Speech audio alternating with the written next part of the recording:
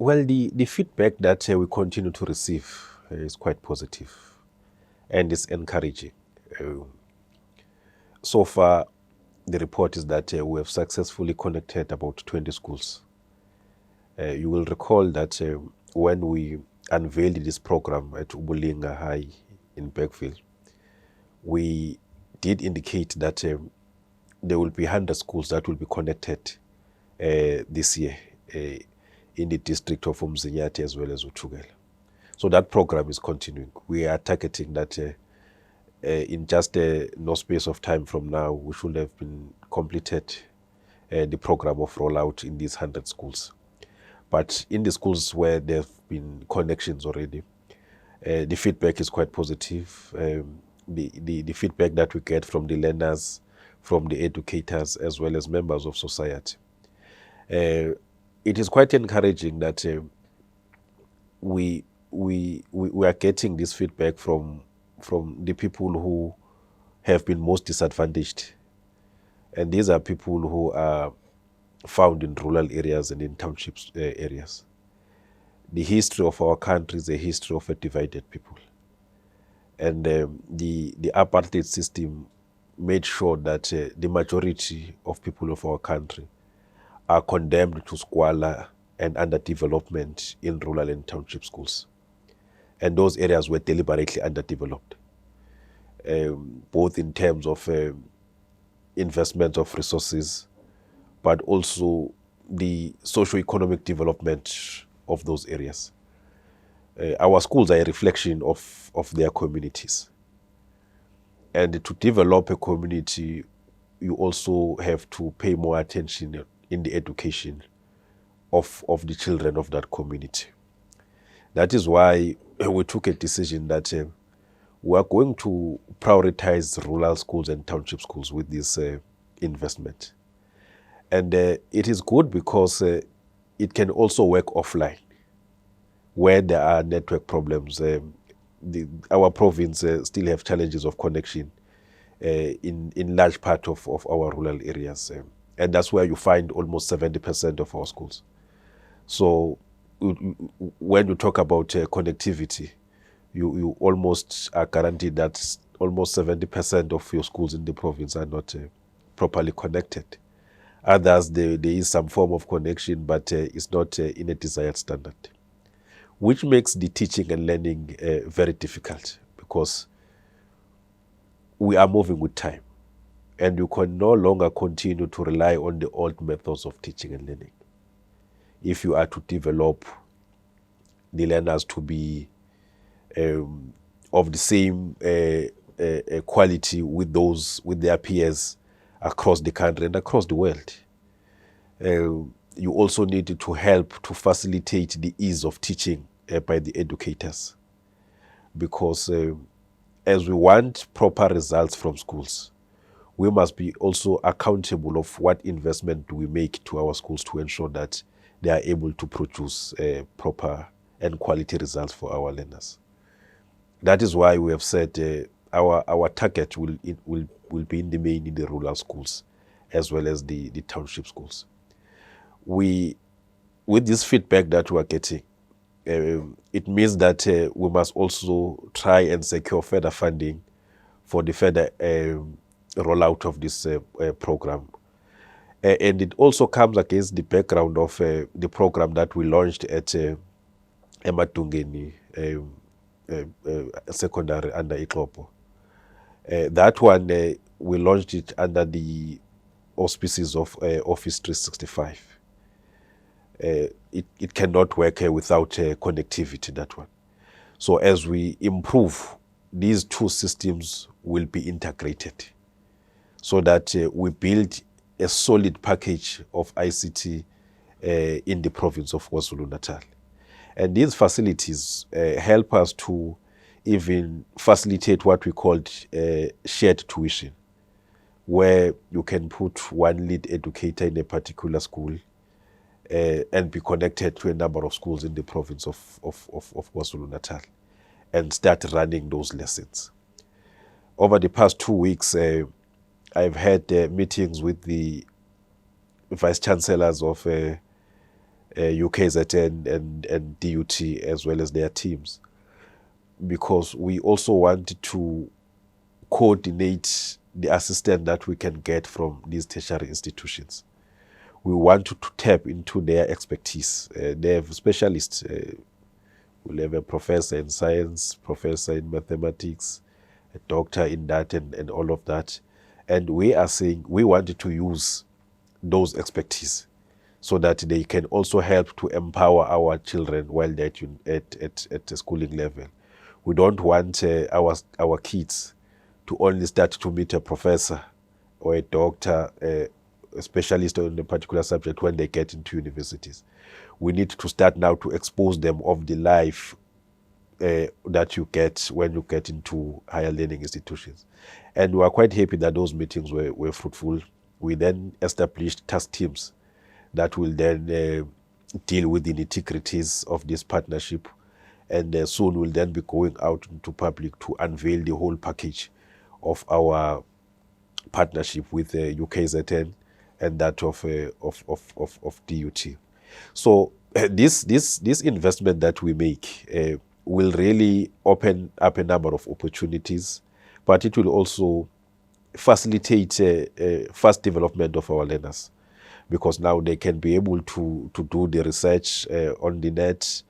They should be able to be exposed into a situation where they are required to deal with complex challenges and find solutions, and they will be able to develop in the same footing with their peers across the world. We desire a situation where a kid from Nongoma will be able to go and represent South Africa at an international level. A kid from Nkandla go and compete and with his or her peers at an international level. And that will not come only through prayers. We must be very deliberate in investing in the modernized methods of teaching and learning. And we intend to roll this program out together with one of Office 365, the integrated package, throughout the schools of KwaZulu-Natal. We'll also be targeting primary schools, because research shows that when you invest on the development of a child at a very early age, you are bound to get positive results. So we want to expose these learners into the modernized methods of teaching and learning at a very young age. And we'll be doing that through partnerships with various stakeholders in government and in society. Soon we'll be going to Kokstad to launch a program at a primary school level, and we're working with the mayor of Kokstad, Comrade Begibdolo, to start this program at a primary school level. So we are hoping that as we roll out this program, the communities will also play their part in protecting this investment, because we don't want a situation where we invest few days, this investment is stolen. And we call upon the communities to play their role. We are saying to our communities, don't be a market of stolen properties. We're saying to our communities, you must isolate these criminals.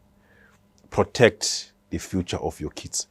Because when we invest in our schools, we are investing so that your kids are able to be exposed to better ways and modernized ways of teaching and learning, so that they can develop together with their peers. Lolu khuvethe esibhekene nalo lusiphazamiseke kakhulu.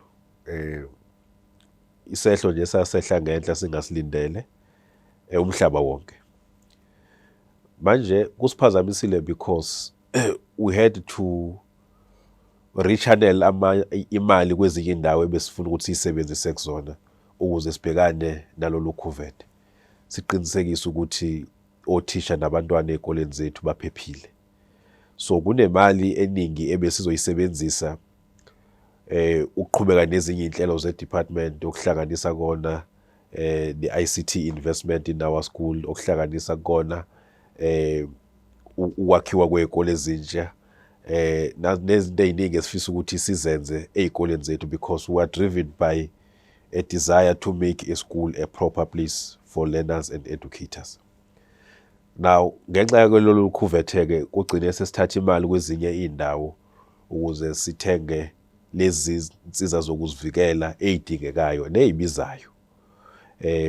Esifisa-ke ukuthi-ke sikwazi ukuba nazo ukuze sivikele impilo kathisha, sivikele impilo yomntwana, sivikele impilo yanombani osebenza ngaphakathi emagcekeni esikole.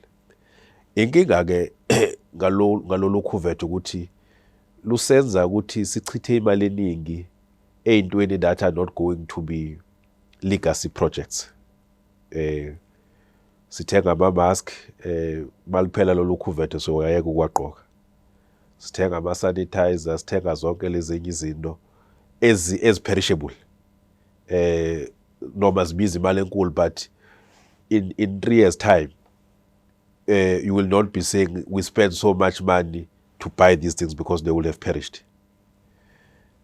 Now, iyona nkinga enkulu esilethelwe lolu khuvethe, over and above impilo kathisha nempilo yomntwana nawo wonke umuntu osebenza esikoleni. But also, we are trying hard ukuthi while sikulona lolu dunguyana lokhuvethe, we are trying hard to be able to leave some kind of legacy projects. That probably will have taken time ukuthi siwa-establishe if there was no COVID-19. So we don't want to really go to complete waste in terms of resources. That is why part of the things that esifuna ukuthi siqhubeke ngazo ngokukhulu ukushesha is to eradicate pit latrines in the province. And this COVID-19 period has put more impetus ekutheni asisebenze ngokukhulu ukushesha eradicate the pit latrines in the province. It's a program that we had already started, but ispeed okufuna sisebenze ngaso njengamanje sifuna lesibe sezingeni eliphezulu. Currently we have deployed chemical toilets in those schools where they were still using pit latrines, and we must say that is a temporal measure, but which is not sustainable. The amount we pay for these chemical toilets, it's an amount that we should be using really to build proper structures. So that is why we are saying, while sinenkinga yazo zonke lezi zinto esiyesibhekene nazo, but after COVID-19 there must be things that we can point out and say we worked with speed to put this thing in our school because we're also dealing with the issue of COVID-19. And one of those things are issues of ablution facilities. The program has started. The report as at 2 weeks ago was that we had completed 300 proper structures, new structures in our schools. 300 schools have benefited in that program of eradicating pit latrines toilets. The target is that by December, we should complete yet another 600 schools where we eradicate pit latrines. In the province, when we were doing the audit, we found that there were about 1,300 schools that still had improper structures, pit latrines toilet, to put it in that language. And we then embarked on the process to eradicate them. But we're now moving with speed because the ones that we have deployed as temporal measures because of this COVID-19 are not sustainable. So we have even taken money from other things to ensure that we speed up the process of these pit latrines toilets. It's unfortunate that we have also experienced indaba yokuphucwa imali by the National Department, budget cut. And any area affected the area infrastructure. Infrastructure grant has been cut. In total, we have lost over 500 million as a province of KwaZulu-Natal back to national. And that's the money that we will have used to eradicate more pit latrines toilets in the province, as it were. But we'll do with whatever we have. As long as there's commitment and will, there will be areas where we achieve. And we want to plead with our communities that where we have not arrived, we will, at a particular stage, arrive in those areas. we are pleading for patience. We know that the issues of infrastructure in our schools are a thorny issue, but we don't believe that they should result into disruptions of schools. We have seen communities closing a school because they are complaining about pollution facilities, they are complaining about fencing and all of those things. So we are pleading with them that let's work together. Let's not disrupt the teaching and learning. Let's work together to attend to these challenges. And some of the challenges that we face now really are as a result of some thugs in communities having stolen this or that in the particular schools. There are schools that were fenced, but the fencing was stolen by some thugs within those community members. I mean, within those communities. So we now have to refence those schools. And it will therefore be unfair for a community to close a school that was fenced, the fence was stolen by the thugs, and then disrupt the school to demand a new fence. So that is why we are saying, let's work together in protecting the future of our kids. And as I said earlier on, we have a will, we have commitment to ensure that we attend to all these problems in our school. Because at the end of the day, as government, we exist to service the people. Department of Education exists in order to facilitate proper education of our people, and everything that we do must respond to that issue of rolling out proper education for our people. That's why we need proper structures. We need both human and capital investments that we need to make into our schools. So this COVID-19, yes, it has disrupted us. It has made us to redirect funds from other projects, but also we are determined to ensure that beyond it, there are things that we can point to say, we are now having these legacy projects and they were completed within time as a result of COVID-19. Well, the plight of the learners with special needs across our province is really at the center of our occupation as Department of Education. Because we strongly believe ukuthi abantwana bethu abanokukhubazeka bayafana nabo bonke abanye abantwana. Funa bathole indlela efanayo yokuthi babhekelelwe i-department. Akufanele sibe kwi-situation where bona they are treated as charity cases, in a sense yokuthi funa senze konke okunye then bona siyobabona ngasekugcineni. These are our learners. They deserve our attention. They deserve equal treatment with the rest of other learners. That is why siwumnyango sithathe ne decision yokuthi kube khona okubonakalayo esikwenzela abantwana bethu abanokukhubazeka. That include ukulungisa indawo zabo zokufunda, ikole zabo abakuzona. It include qasha abasebenzi ababalekelelayo because they need extra care as disabled learners. It also includes ukubalekelela with their own transport. That is why as a department, last year we bought about 8 buses. Buses that are tailor-made for their needs and not just ordinary buses. And we committed to purchase another 15. And we understand that even this 15 that we are unveiling is not sufficient. So we commit that we're still gonna try and find more funding to ensure that we buy more, but also including other assistive devices such as Braille and other things that, Braille textbooks and other things that they need for their education. I have also said to the ICT unit, they need to investigate what ICT investment that we can deploy to the schools for learners with special needs.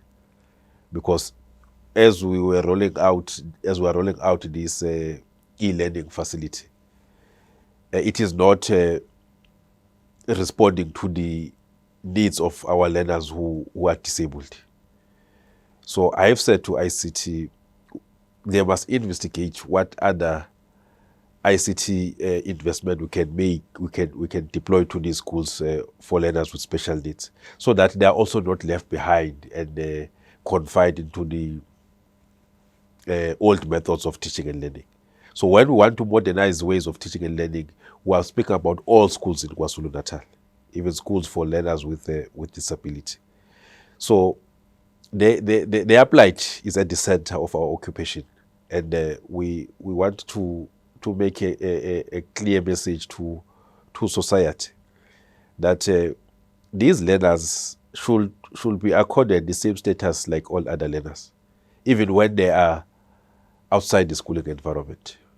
Our communities must play a role in providing extra care, but not charity, not as charity cases.